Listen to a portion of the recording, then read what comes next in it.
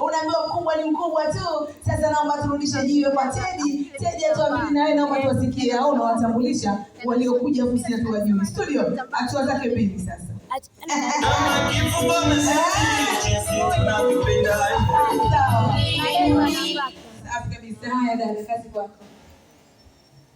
Bwana Yesu asifiwe. Asalamu alaykum. Wacha. Shikamoni wakubwa wadogo, mambo zenu? Poa. Napenda kumtambulisha mamangu mzazi.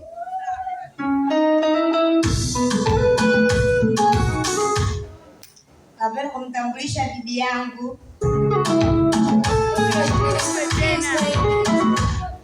Napenda kuwatambulisha mama zangu wadogo. Napenda kuwatambulisha mabibi zangu.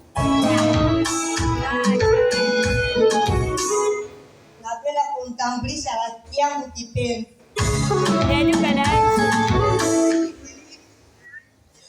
Napenda kuwatambulisha wadogo zangu. Napenda kuwatambulisha wageni waalikwa wote pamoja na majirani.